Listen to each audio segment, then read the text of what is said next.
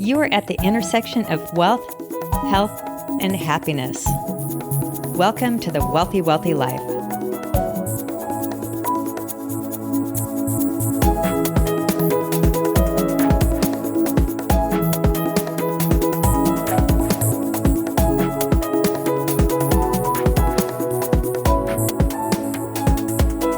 Hi, I'm Krisstina Wise, and welcome to Wealthy Wellthy Life. This is where I interview thought leaders who teach a countercultural approach to money, health, and happiness, because a good life is a wealthy, wealthy life. Today, I interview Srini Pillay. He is the founder and CEO of Neurobusiness Group, which is a cutting-edge and innovative company dedicated to enhancing human possibility and potential, as well as teaching people how to lead happier and more productive lives based on the most recent research from psychology and brain science. Clearly, he's a happiness hacker. He's a Harvard-trained psychiatrist, in other words, an MD, top at every single class he's ever been to. He's a certified master coach in psychology. He's a brain imaging specialist, and he's the award-winning author of Life Unblocked, 7 Revolutionary Lessons to Overcome Fear, as well as Your Brain and Business, The Neuroscience of Great Leaders, and The Science Behind the Law of Attraction. He's amazing. He's been voted top 20 mover and shaker in leadership development in the world in 2013. He's been featured on many mainstream media outlets like Wall Street Journal, New York Times, Entrepreneur Magazine, CNN, Fox, Oprah Radio, Martha Stewart, Whole Living, NPR, on and on and on. Like, his list of credentials is like 3 pages. So today we talk about activating your inner genius, honing a possibility mindset, how to self-talk can change your brain, how self-talk can change your brain. That's pretty amazing. And we talk about his unique CIRCA technique for calming down the amygdala to help manage stress and anxiety. I have no doubt you're going to get so many golden nuggets out of this conversation. So enjoy. Srini, it is so fun to be here with you today. It's great to be with you in a mastermind group. And, I'm so lucky because I get to access to your brain all the time. But I'd love to expose your genius to my audience and everyone listening today. So thanks for being here with us today. Thanks so much for having me. And, when I was thinking about sort of how I wanted to show up today, really what I wanted to do was to be able to contribute to a conversation so that I could activate the genius in others. Because I think for so long, part of the discomfort of being in this role where you understand the science of the brain or you understand the science of success is that people look to you for answers. And although I'm going to be explaining a lot of different things and a lot of different mechanisms, I think the first point I'd want to make is that the real genius, the real answers reside within yourself. Well, that's brilliant, and there's not a better way to begin. So, I think that's the whole purpose of the work that we do, is we do our own exploration and we share what we learn or what we know or what we believe to be true and offer it to others so they can tap into the inner genius and do something with that information. So you are quite impressive. I love the story that you tell, that where you just called Harvard and said, hey, you're in South Africa, and you just called Harvard and say, I want to go to school there. Can I talk to the head dude of Harvard? And it worked. So do you mind? It's such a great story. Do you mind sharing that story quickly? Sure. I was literally just, it was after medical school. I decided I wanted to do a year of research or residency. And I thought, where would I want to do this in the world? And having traveled some before that, I thought, I'd heard of Harvard. Someone in my final exam mentioned Harvard in association with me. And I thought, well, why don't I call up and see how to get in? And at that time, I was naive enough that I didn't realize how ridiculous that was. So, I ended up calling this main number at the school, and they referred me from there to the medical school. And, everybody who picked up was like, what? And then they were like, oh, sure. Yeah, you can speak to the head of whoever. And eventually I got through to the head of the Department of Psychiatry at Harvard. And I subsequently trained at this very hospital. And when you trained at the hospital, you couldn't get an appointment with him for like a month. So on that day that I called, his secretary was away from her desk. He was walking by. He doesn't usually pick up the phone. He picked up the phone. And I said, hi, my name is Srini Pillay. I'm sitting here in South Africa. I just done a fellowship in brain chemistry. And I said, I was just thinking, boy, wouldn't it be great to be at Harvard? And he laughed with me later. And he was like, and I was thinking, yeah, you and everybody else think that. But he was very decent about it. He said, why don't you send me a page of why you'd like to be here? Send me your resume, your CV, and we'll see where it goes. And so I did, and he circulated it. And a couple of weeks later, I actually got a call from someone who was just amazing, the father of psychopharmacology, Jonathan Cole, who called me and asked me we had a few exchanges, and then he said, I'd like to interview you, and interviewed me on the phone. And a couple of weeks later, I got a FedEx saying, welcome to Harvard. And it really was sort of an amazing example to me of humbly approaching what you want without any expectation, but with the excitement that it would be really awesome to get there. And I think had I not gone there, I would have done something else that excited me as well. But at the time, just the ability to call and to explore what I wanted to do is something that, really it set the stage for the rest of my life in a particular way, even though I think up until that point I was building up to it. And since then, I've really wanted to share that message with people, to sort of ask them, is there something that you want to do that you haven't tried because you think it's ridiculous? Because the truth is, even though our brains are wonderful in guiding us in different places, sometimes they overguide and overprotect. Because now if someone came to me and said, how do I get into Harvard? I'm on the faculty of Harvard now. I wouldn't say, well, just call Harvard. But that's absurd, right? Because if I had asked someone, they would have said, don't be ridiculous. You can't just call Harvard. Well, and you even said that in your interview, because your family came back and said, well, why didn't you tell us? And you're like, because you would have told me that would be impossible. So I thought there was a lesson in that as well. Absolutely. I always say to people, I think the number one thing when it comes to any goal that you have in life is to have a possibility mindset. And the possibility mindset is simply stating your goal. You don't have to be all chipper about it. You don't have to have sort of the affect of positive thinking. You just have to say, listen, this is what I want. This is what I want to get. And in order to get that, I'm going to go through the steps I need to go through to get there. Because the simple truth is that if your brain doesn't know what you want, it's not going to rally and set up conscious and unconscious processes to get you to your goal. So you are an MD, and I love your background because it's really all over the place, but in a good way. Meaning, I can tell you have a curious mind. You're always learning. You're always a master of your own self. But I love your broad spectrum of your expertise, because it looks like, even with it's an MD, it's psychiatry. And, I think when we normally think of psychiatry, what comes to mind for most is mental illness, is the pathology, the what's wrong. But it sounds like maybe, and I'm curious if this is true or not, but then that's one way of looking at the brain, or looking at you just diagnose, the diagnostic of what could possibly be wrong, versus it looks like you've even expanded that to more even the positive psychology side of things, and looking at how can we work less maybe about pathology and look more about the positive sides of self-actualization and moving ourselves towards those goals and more of the positive side. But then you've even taken it a step further, it looks like, where I love your work with neuroscience. It's like, this is all great, but how does the brain work? We're learning so much more about the brain, and there's so much new science, and it looks like you're into brain imaging. And so I'm very curious. You and I have never really had these conversations of the neuroscience, and what's new with the neuroscience that you've now discovered and others in your field have discovered. And based on that, what is it like? How can we apply this new knowledge in our lives in a way? Because now we know the brain's working to cause us maybe to be stuck in sort of these psychological patterns, if you will. Yeah. So a couple of parts to your question. I think the first part is sort of the diversity of my background in, being an MD, having studied the brain for 17 years in a lab, and then branching out into executive coaching, and then working with people in executive coaching. I think all of that, and directing the anxiety service at McLean Hospital at Harvard, I think all of those things really made me aware that being human is an incredible gift. And that as much as we have a lot of challenges come our way, the reality is that along with those challenges come opportunities for learning.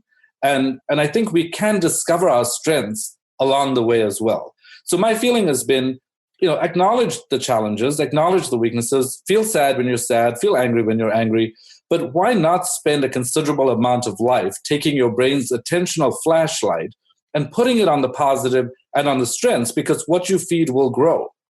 So I think one of the things that I think we've learned over time, and this is not a brand new finding, but the brain can change and you can change your brain.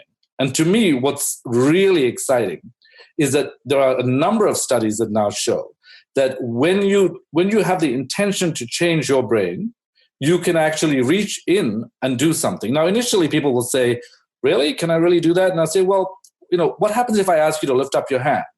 You lift up your hand. Like, how do you think that happens? You give an instruction to your brain to lift your hand up. If I ask you to turn your head around, you do that. So if I ask you to get rich, why wouldn't you be able to do that? And it's like, well, because I know how to lift up my hand and I know how to turn my head, but how to get rich, like, I don't know. A lot of people don't know. The truth is, once you give your brain that instruction, it's both conscious and unconscious processes that work together to help you get to your goal. But that instruction is necessary. So in relation to your question, I think one powerful thing that people may not know is that self-talk, just the way you speak to yourself, can actually change your brain.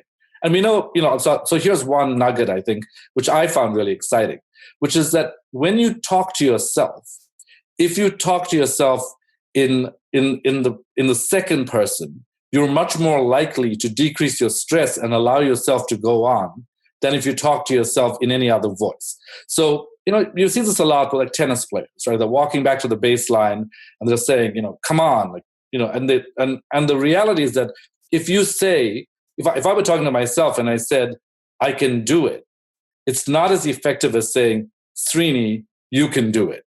So if you say your name and you talk to yourself as if you're another person, you're much more likely to decrease your stress. So knowing stuff like that, I think, is so important, because the one thing we do know is that we can communicate with ourselves. And a lot of times we're at odds with the world because we don't know where to look for help. And that's part of the reason I started out by saying you can feel empowered scientifically, because the reality is you can talk to yourself and change your brain. So I think at the forefront of this whole movement is the understanding that you can change your brain. And the one caveat I'd want to say is that, a lot of people are like, really, can this really be for everybody? No, not the same principle doesn't necessarily work for everybody. But if you take these principles and use them as a scaffolding, you'll be surprised at how, in your own self-exploration, they'll direct you in a much more effective way toward your goals. So, if there was a particular area you were interested in, I'd be happy to highlight that. But I could talk about this topic forever, because I think the brain is just such a beautiful, organ. And I think you're tapping into that. Really is what the latest neuroscience, and you're right, it's been around for a while, but it's becoming more mainstream knowledge. I mean, because traditionally the belief was you couldn't change your brain. After a certain age, you're kind of locked in, and that's the best that you got, and you had to deal with it. But now which the neuroscience field believes to be true, is like, that's absolutely false. The neuroplasticity, we can be changing our brain all the time, regardless of a lot of the history, by, like you said, maybe starting with the intention. But, intention is one of those words that I think can be fairly loose. Like, what is an intention really? Like, I said, an intention, is this woo-woo? Is it real? What is it? How is that different from a goal maybe? A lot of this, we throw out words like intention, but I really like what you said here, and I'm wondering if this is your distinction for intention. And you said it's what you're telling your brain you want. Is that kind of an easy way to think about it? Like, brain, I want this. It's a signal to your brain or communication to your brain. Is that a way to think about it? Yes, absolutely. In fact, there are two kinds of intentions that the brain works with generally. One is called a goal intention, which is something like, I want to be rich. And then you have an implementation intention, which is a much more sort of oriented and dissected intention. It's like, it's not just saying, I want to get rich. It's saying, I want to make $100,000 in the next 6 months by doing X, Y, or Z. And I will set aside 3 hours a day toward that goal. When you give your brain a more specific goal, an implementation intention, it actually is more likely to lead to success. In fact, a lot of the research around this has been shown in the weight loss realm. So people who are much more specific about their weight goals are much more likely to be successful at it than if they're just general and say, I want to go to the gym or I want to look great. So the brain is sensitive to how you word your intentions. And I think intentions are a direction or a signal to your brain to start working and to start rallying to get you to your goal. Yeah, and then I have read some stuff with about the brain. I'm curious if you believe this to be true, but the way the brain works is that it really does need to be actionable. Like the brain, we want to set the intention or goal far enough away so it really drives us or pulls us, and that it's almost on the edge of is it possible or impossible. But if it's too loose or too impossible, like our brain already knows, like that's entertainment. That's so it just discounts it all the way. So then we can get very disillusioned. Like I set all these big goals or intentions or dreams and nothing happens. Well, because it's not defined enough and it's just on the other side of what's actually possible. And, our brains are pretty smart that it can kind of like know that don't even go there because that's not a possibility. Yeah, absolutely. In fact, there are studies that show us. So I'll give you a concrete example. If you ask someone to sit in a brain imaging scanner, so you imagine them lying down and looking up and their brains are being imaged. And you ask them to imagine rotating their hand 15 degrees. So not actually moving the hand, but just imagine rotating your hand 15 degrees. Your brain will start to activate so that it looks like you are imagining rotating your hand 15 degrees. If you say, imagine rotating your hand 360 degrees, because it's actually impossible to do that, your brain doesn't even start the process. It just says, ridiculous. I'm not going to do that. So I think to your point, if the goal that you're articulating sounds so outrageous, it gets your brain all sort of stuck. Now, having said that, technically the goal of going to Harvard is outrageous, especially if you just don't know anybody and you're calling somebody. But at that time, I actually naively believed that it was possible. I actually didn't know the degrees of resistance that it involved. I didn't know. So in that instance, that's the way I would explain that. I would say that, my brain thought it's perfectly normal to pick up the phone and call someone and say, hey, you have a school. I'd like to go there. What does it take to get there? My brain wasn't filled with all this obstructive stuff. So I think the first point I would make is that set a goal that you feel is believable, no matter what that is. And then to my initial point, when it's believable, chunk it down so that you can actually your brain can know what the different steps are. And then the third point I'd want to make, which I think is sort of an interesting finesse point, is that the goal itself is motivating, and that's called extrinsic motivation. But one of the most important things to remember is that intrinsic motivation is really important as well. In fact, one of my favorite papers right now is a paper by a philosopher who also works in neuroscience, Bryce Hubner, and he's challenged this view that goals are by themselves motivating. Now, I think most people would understand and agree that even intuitively, goals are motivating, because when you see something in front of you and you know you can get there, it feels great. But what he suggests is that in our brains, there are neural circuits that represent the different aspects of who we are. Like it may be the you who succeeded when you were in 5th grade, the you who brought home a report that you were ashamed of, the you who lost the love of your life, the you who succeeded by getting a promotion in your job. Each of these different circuits actually represents a certain kind of motivational power in your brain.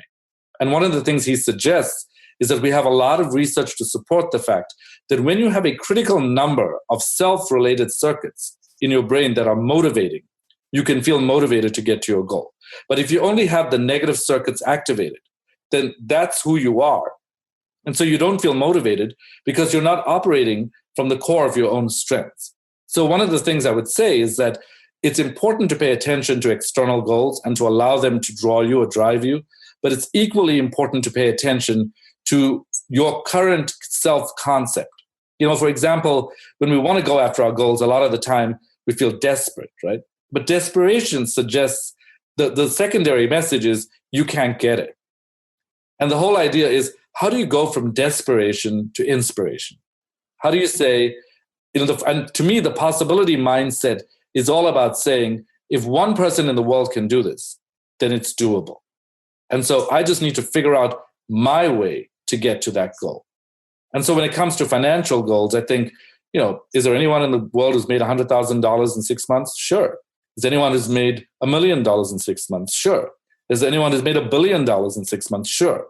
So now we know that possibility is the scenario, the brain scenario that we're setting up. That doesn't mean you're going to know how to do it. It doesn't even mean you're going to consciously know how to do it. But what it does mean is that you are setting the agenda for your brain. You're saying, hey, brain, I know you were there before. We're changing the story. We're going on. This is my new goal. This is my new goal that's believable. Here are the final points of how we get there. I am motivated by the goal, but the new me is the new me that has activated all these new me circuits. And by activating those circuits, I'm going to motivate myself to get to my goal. And, we're human. Like, we all have bad days. So it's not like all the good circuits, the positive circuits are on every day. Sometimes you get into a funk and get stuck in a rut and you don't really know how to get to the next place. That's fine. The beauty of the brain is that you can reset it. So you take a break, take a time out, reset your brain, and get your circuits back online so that you can get to your goal. It's like when you do a reset on your computer or right. Absolutely. So you said a couple things there that really stood out to me. And it's really, I don't remember exactly how you phrased it, but it's the idea of that we can choose the new me, like today's the new me. So I can really let go of all that other stuff. It doesn't matter up until right this moment. I can declare the new me. And with this new declaration, I'm setting these new intentions, these goals, extrinsically, intrinsically. But it sounds like it starts with this declaration, assuming we want to move from the spot of desperation to inspiration of today's the day, new me. Right. I can let all that other stuff drop off the back of the bus. And to your point, it's not like we're not going to have bad days or self-doubt that's going to drop in there or whatever. But it starts with this belief that I can be new, I can reset, I can start over. Absolutely. And, I think one of the things I'd want to point out is that stress and anxiety actually activate habit pathways in the brain. So when you're stressed out, the first thing your brain does is it goes back to old ways of thinking and old ways of believing. And so the first thing to remember is to think about how, what works for you in terms of de-stressing. And there are a lot of different things we could talk about that. But there are ways in which you can actually connect with your brain to help de-stress it. And then in that de-stress moment, and again, you don't have to be de-stressed the whole day. And there are times when stress actually helps. That's called eustress. And, it's the kind of stuff that gets you going, gets you to finish tasks. And then there's distress, which is when stress stops actually helping you. And distress is what you actually want to take away from your life. So even if now you think, if someone's listening to this and they're thinking, yeah, right, like how am I going to get rid of my distress? I have to, I'm a boss, I'm a soccer mom, I'm a sister, I'm a best friend, and the whole day I've got to attend to everyone's needs besides my own. The first thing I would say is all of that stuff you're going to stay stuck in the old pattern if you don't carve out some time, even a half hour in your day. And you can even start with a half hour in your week just to do what de-stresses you. And so I really would want to emphasize that it's important to de-stress so that you don't fall into these old habits. And that when you're setting your goal, you can activate this new you. And also, I think a lot of people feel freaked out by that because they feel like, I feel like I'm faking it. Like, is this really me? Like, am I being falsely enthusiastic? I would say, you have the right to explore yourself. You have the right to go in there and say, yeah, maybe I'm faking it. Like, so what?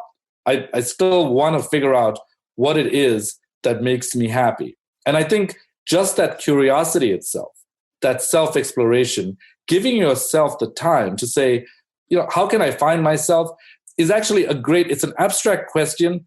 But believe me, it's the greatest gift you can give to yourself in the day, because I can't tell you how many people I know who do not take out any time in their day for themselves. I'll give you a concrete example. A colleague of mine was telling me recently, she's actually an internist. She said she was speaking to a very busy mother who had a million things to do, who called in saying she had chest pain. And when she said, she took the history and she said, I think you're having a heart attack. You'd better come in. And she said, but I can't come in today. My son's got a game. My husband's coming back from a long trip. And she said, wait a minute. Like, I'm not even sure what you're talking about. Like, what are you saying? I'm telling you, you're having a heart attack. And she said, it's going to have to wait till tomorrow. Now, that's an extreme example, but I think a lot of people don't realize that they're putting aside vital things about themselves for some nebulous day that will never come. And in the process, they're not doing themselves or anyone else any good. Because in that case, if that woman had died on that day, it's not like her husband and son would have been really thankful for that. So it's just a reminder to ask yourself, have I put aside even half a day in a month for myself? And what can I do? And you don't have to do it, impertinently or selfishly.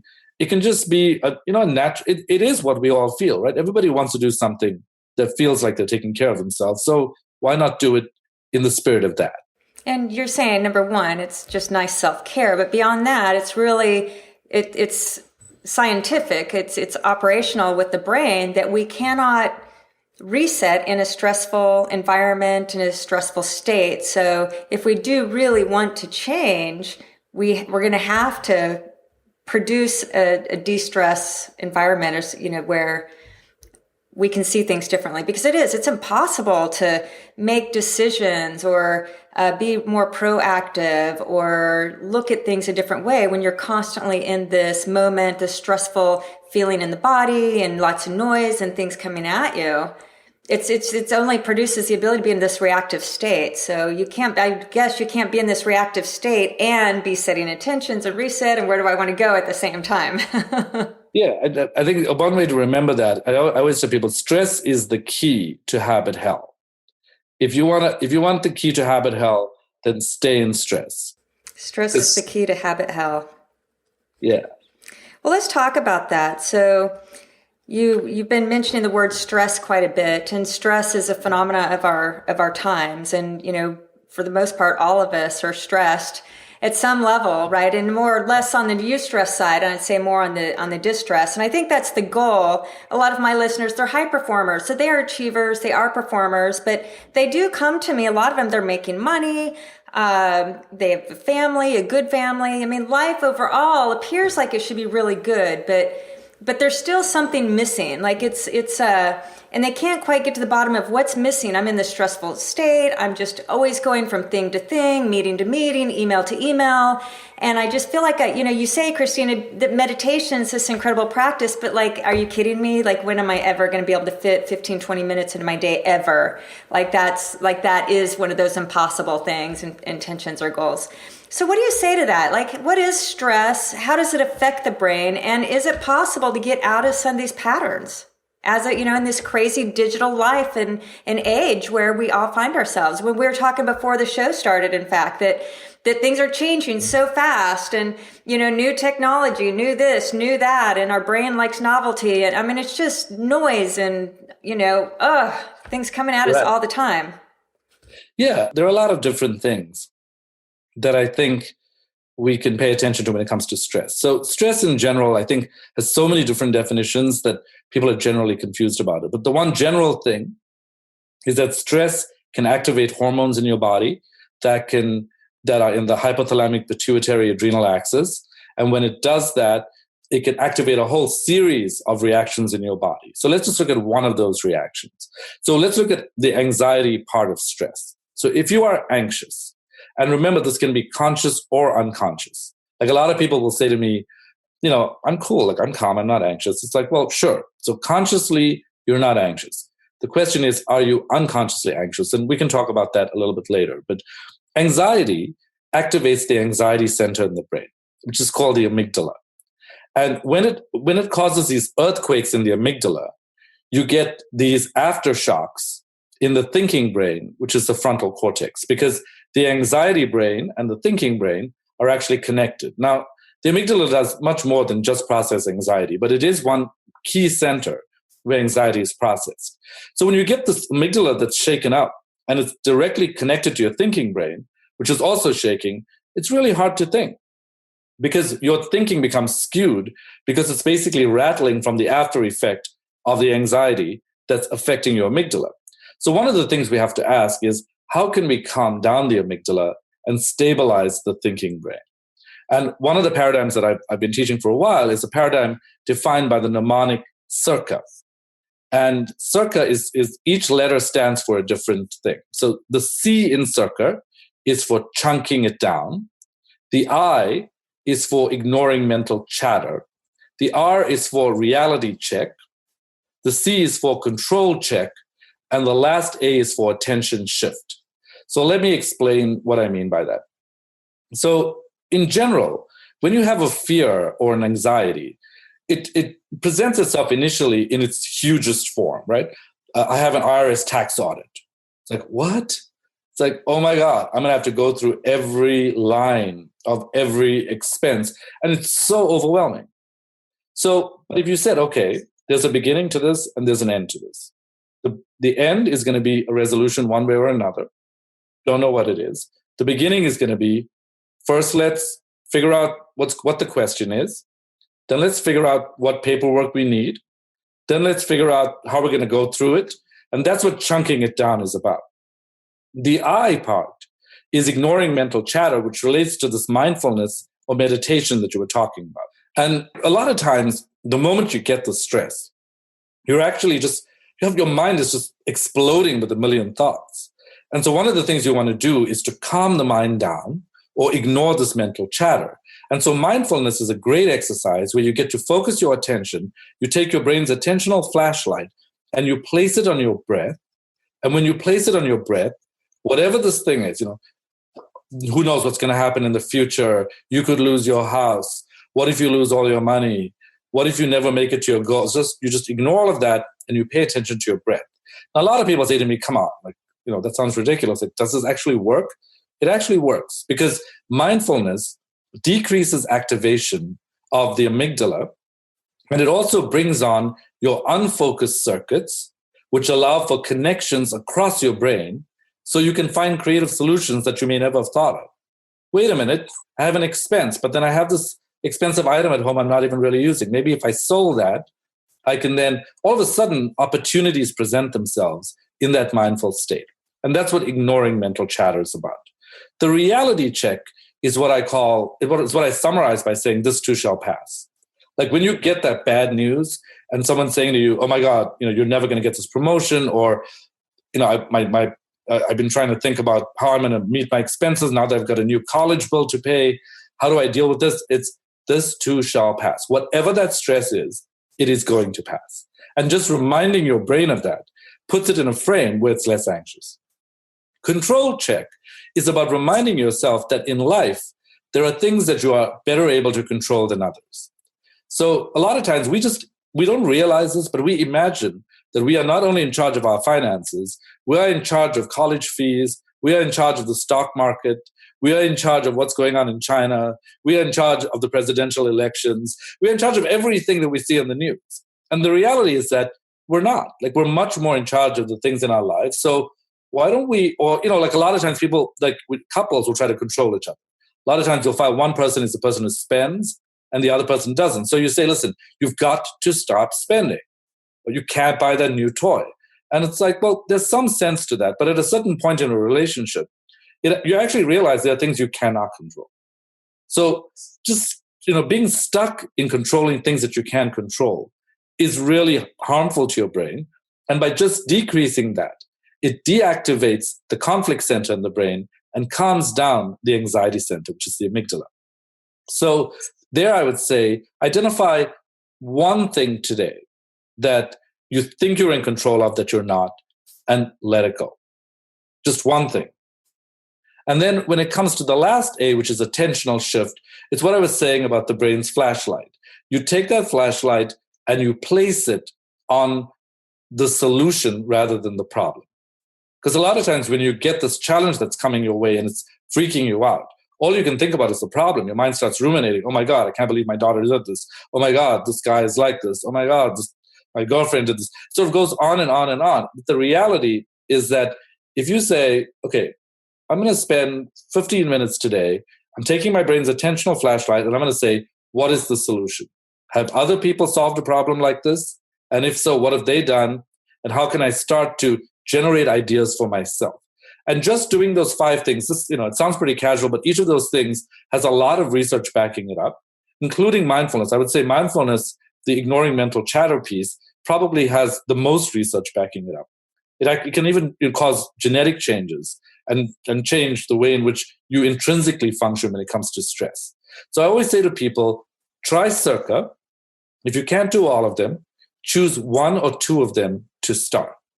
And the basis of a lot of these interventions have to do with what we call reappraisal or reframing and refocusing. And that's because whatever life gives you, it gives you in a certain package. But it doesn't mean that that's exactly what it means. You can take it apart.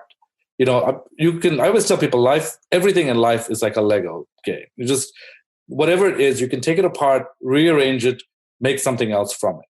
And so I think if we remember that and remember to take that flashlight and put it on the solution, you are actually not just doing things that, a lot of people have talked about for a long time. You're actually changing your brain. And studies have shown that when you put these into practice, your brain, the stresses may not change, but the way you respond to the stresses is completely different. Right. And the brain, it is understanding though that the when we find ourselves in a stressful state, and if it's recurrent or happening all the time, it's triggering hormones like cortisol and how it all breaks down that then affects the body a certain way. And so it has this domino effect that overall can become very unhealthy, let alone just these fears or concerns or emotions we kind of feel through our brain.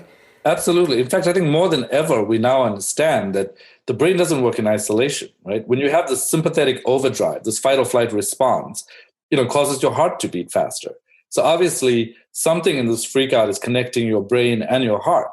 We now know things like changes in your gut bacteria can cause mood changes. You can become depressed or anxious because of changes in your gut bacteria. So what you eat actually matters. The whole body is connected. Remember, everything started from a sperm and an ovum coming together and uniting and then differentiating. But initially, everything was one. And so even though the brain is in a different part of your body and the gut is in a different part of your body, these things happen through migration of cells that just divided and formed these different organs. They were originally one. So I think, not only should you be thinking about the mind-body connection and the fact that the different aspects of you, your biological self, your psychological self, and your social self are all connected, but your body itself you should consider completely. It's like when you're training, if you don't train your core, there's nothing else you can really train that well. And so everything is dependent on everything else. And so I would encourage people, even though I'm talking about the brain, to think about their bodies in its entirety. Right. Well, we're approaching the end of our time, and we've barely scratched the surface, of course. But there's a couple things that I'd like to ask before we complete. Number one is, you've used both these words, stress and anxiety, and my own way I differentiate them, even if you can differentiate them, is stress. The way I think about stress is tension, stress, overwhelm. When I feel stressed, I do feel like that sense of overwhelm. Too much is going on. I don't really have control. And it's just this stressful state. As opposed to anxiety, the way I relate to anxiety is when there's like real fear, like that I can't get control of. It's pending.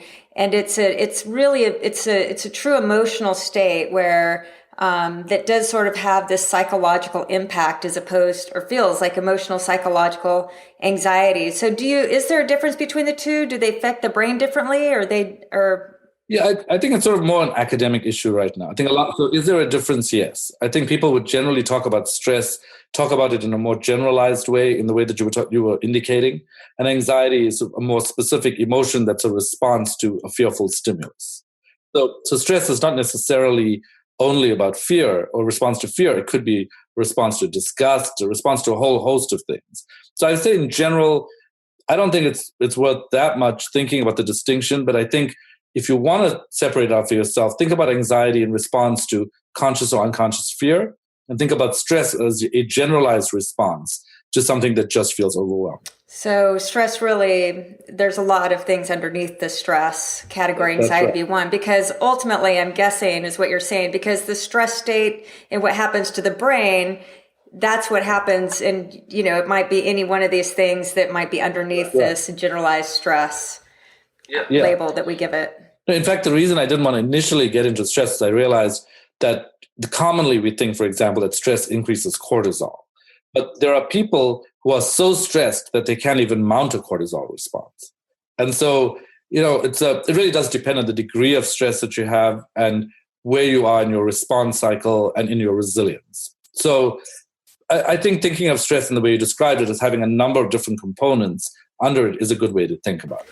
All right. Well, maybe one final question really is the specific anxiety. So I know a lot of people that even high performers, it doesn't matter. It's this word anxiety. There's a lot it is this emotional stimulus. It's scary. People get stuck there. And it's not a fun way to live if you kind of are always stuck in that panic anxiety state. And you've done a lot of study with anxiety, right? And panic disorder or some of these other more pathological side of the stress. Do you have any tips for people? And the reason why I'm very interested in this and like to talk about it is my own life situation, high performer my entire life, just overachiever. And, I was completely breaking down my body in the process, but I didn't even know there was a lot of stress. It just became a lifestyle until in 2013, I totally broke. And I broke because my body broke. I nearly died from heavy metal poisoning and my organs were shutting down. And so physically I was dying. But I also, because when my body broke, because my resilience broke and my strength, my physical strength and things broke, what happened is I had a mental break at the same time. And I call it, I don't even like the word mental illness. I think there is mental illness and, that is something to be addressed. But there's mental breaks, what I call mental fractures. And they're very scary. And when that anxiety owns you and you think you'll never get out of it, it's a horrible place and a horrible way to live. And the good news is I was able to get my physical body back and I was able to, sort of fix my mind too. But our minds can break, right? Like there's this breaking point that is nothing to be ashamed of. But some of the stress side of things, if we're not able to observe it and it just goes on forever and we just deplete ourselves and find ourselves in a state of decision fatigue or whatever physiologically, the brain can break. So can you just talk about that for a second and then what we can maybe do to help fix it? If that's, I know it's possible. I've fixed mine, but what do you say from your side of the equation? I think the first thought that evokes, and thank you for sharing your story about that, is so I also I'm not sure if I mentioned that I'm a musician and I also do digital art. And I'm putting together a digital art collection right now with Roberta Alberghetti, who's an artist in just outside of Milan. And the title of this collection is Cracked But Not Broken, The Art of Human Vulnerability. And the whole idea is that every human being goes through this life with multiple cracks. But being cracked is not broken. It's the reason we go to antique stores to retrieve beautiful things. It's because we appreciate what age does to things, and all kinds of things. So the first thing I would say is that at a fundamental level, recognize that all human beings go through this. From a scientific perspective, the reason that there are two things you can do. We've been talking about a lot of cognitive strategies, which fall into cognitive behavior therapy, which has been helpful for a lot of different people. But another therapy that's on the horizon and doing really well is what's called acceptance commitment therapy. And this starts with self-acceptance. It starts with recognizing that your life is a story. It's not a series of line judgments, that it's a story of happenings. And that to the extent that we can take these pithy judgments that we've made about ourselves and weave them into the whole story, we will start to experience our wholeness. And so acceptance commitment therapy is based in the fundamental assumption that human acceptance, self-acceptance, actually deactivates your amygdala. And when it deactivates your amygdala, it releases your thinking brain to do the kinds of things that you're doing right now. And so I think if I had to say one thing to anybody, I would say self-acceptance genuinely impacts the brain and genuinely decreases your anxiety so that you can use your vulnerability for good. Because if you think about it just deeply, vulnerability gives you a certain kind of flexibility, openness, and an ability to be responsive to things outside of yourself that being stiff and sort of perfectionistic does not give you. Perfectionism is something that causes you to push on the brake every time. And so your mind is metaphorically in a constant jerk back and forth. When you let go of that and you surrender to your vulnerability, what you will find is an ability to appreciate your cracks. And that's something that I think I would say to everybody, that it's both poetic and scientific to understand that human vulnerability is such a strength. I love that. And you're exactly right. That was part of my own recovery to sort of fix some of my deep fractures at the time. My sling that helped things start repairing is that was one of the first steps, is the help that I got is getting to the place of working. Like, I had to break that perfectionism tendency and always, the control and perfectionism and just that constant inner drive that was stressful, versus moving to the place like, no, I'm completely 100% okay just how I am. And reaching that place was the first step to move, was the first step to the work. So I didn't have a label for it, but that's exactly the work that I started with, as I had to learn to love myself exactly the way I am. And the accomplishment wasn't going to make me better in that, that's not what was going to make me okay, or the next award, or the next, success story, or the next nice thing somebody said to me. I just all the cracks, everything, like you said, appreciate my cracks, right? Yeah. It was the first step of the healing. And then then getting there for myself, my own story it's allowed me to live pretty much stress-free, regardless of all the stuff that goes on. I mean, maybe that state of eustress you're talking about, like, there is stress, there's some tension, and there's some tightrope walking, but there's an art and a joy to that. And I'm not afraid to fall off anymore. Right. Absolutely. I think once you learn to let go of the past, it's a completely different experience. I actually had this experience. I was with my physical trainer this week, and we were doing sagittal jumping, where you stand on 2 feet and then jump 2 big squares on the floor ahead. And he kept on saying to me, and he landed, when he demonstrated, he landed so softly. And I said to him, how are you landing softly? And he told me, bend your knees, stick the landing, and then let your feet sort of land on your heels gently, and then bring the front of your feet forward. But when I got it right, I had a complete my mind changed. And I said, wow, that was ridiculous. Like, what just happened? I felt it was so vulnerable. I felt actually afraid of being in the air. And he was like, yeah, it's because you let the floor go. Because before that, I was still holding onto the floor that I was leaping from. But when you let that go and you learn to let go, and you recognize that leaving your past behind makes you feel insecure, but you really have to leave it behind in certain respects in order to meet a different future. And that's all part of the CIRCA, is part of the letting go of that control piece. That's right. Srini, this has been amazing. You're amazing. Thank you. One final question before we complete. Well, 2 questions, I guess. Number 1 is part of what I really work to do here at Wealthy Wellthy is myth bust, is that there's so much conventional wisdom out there that's just now been proven to be absolutely false. But we believe it to be true. So our behaviors follow those beliefs. And so we're actually in maybe action thinking we're doing the right thing, but it's not serving us, or just thwarting our intentions, or just producing negativity or bad things in our life. So with your latest study, you're sort of on the edge of neuroscience and psychology, positive psychology, and executive coaching, everything that you do. What's a myth out there that you sort of bump up against all the time? And would you do a little myth busting for me?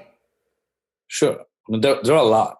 I think, so I'll mention 2 brief ones. The one is, when people often feel they've got to choose between possibility and reality, as if possibility is some kind of fake state and reality is the real thing. We now know that placebo, which is when you give somebody a sugar pill that actually has no active effects, apparently, if you look in the brain, placebo actually causes the release of opioids. So it causes some kind of relief when you're taking it. And there are a lot of other brain studies to show that simply believing does release your brain to a more stressless state. And even if it's temporary, in the throes of life and the things that life sort of gives you, if you can introduce some possibility thinking into your day, simply saying, even without any necessary emotion, this is possible, I'm going to do it, I'm going to figure out how later. It actually does change your brain. So possibility is reality. And I think the myth is people think that possibility is not reality when in fact it is real. The second thing I think I'd say is that a lot of times people feel they've got to tell themselves what not to do. Like, do not spend on that. Do not do this. And what studies show is that there's a phenomenon called ironic process theory that tells us that under stress, when you tell your brain not to do something, it does the exact opposite. So it's like you're at a party and you're carrying some red wine and you're thinking, I should not drop the wine on the couch. The next thing you know, the wine's all over the couch. Well, the reason that happens is that your brain gets tripped up. All the resources are taken up by the stress. And instead of helping you prevent dropping that wine, it actually doesn't hear the knot and the wine's all over the place. It gets primed by it. So Daniel Wegner, who studied this phenomenon, often would recommend that you frame your goals in terms of what you want to do rather than what you don't want to do, so that if you're under stress, your brain is able to follow that. So the idea of I've got to somehow prevent myself from doing things is a myth. I think what's much more effective is to promote or allow yourself and frame the things, is to allow yourself to do the things you want to do and frame things in the positive. And so sometimes people think that that's just nonsense to frame in the positive, but the reality is that it actually helps your brain under stress. Thank you. So one final question. How do people reach you, study your work? So a couple different ways. I'm actually in the process of rebranding right now, but my websites are drsrinipillay.com. And I can give you the details for your site so people can reach me if they're interested. Yes, we'll put a link to your site in our show notes. Awesome. And I have a Facebook page, which is Srini Pillay MD, and it can direct people from there to a whole lot of different things, and also and I do recommend that. I love your videos on your Facebook page. You're always uploading lots of really helpful, actionable content. Cool. Thank you. Yeah, I'd love to have more people. Love to help more people, and also I think people also teach each other, and to the extent that I can encourage people who activate their genius to share their genius with other people, I feel like a lot of times I'm a conduit for that rather than a producer of that. So I would love to be able to do that. All right. Well, thank you so much. I appreciate you. And we might have to come back for a second interview and tackle some other fun topics of conversation. That would be awesome. Thanks so much, Krisstina. Thank you. I told you Srini was amazing. If you want to learn more about Srini, his books, coaching, etc., be sure to check out the show notes at wealthywellthy.life. We have all the links to all of his good stuff there for you. And before I close, I'd like to give a couple of shout outs. Shout out to RSM for the really wonderful review, saying these are some of the most interesting and real conversations I've heard on a podcast. And thank you so much. That's my goal, to make it real and to make it interesting. And to the lover of health and money, she says, or he says, I love this podcast. Krisstina interviews leading unconventional thinkers and practitioners in the realms of money, wealth, and health wealth. Only listen if you wish to hear perspective that is on the edge and totally outside of the norm. So thank you to the lover of health and money. Up next is Mark Goldston, Dr. Mark Goldston, another psychiatrist, MD, and another famous author. The unique thing about Mark is that he is a former FBI and hostage negotiator, and he shares with all of us how to use some of his famous techniques to apply to our lives in order to have better relationships, to be able to listen better, to be able to be more engaged and be in more fulfilling relationships and conversations. So you don't want to miss it. Keep listening. Thanks so much.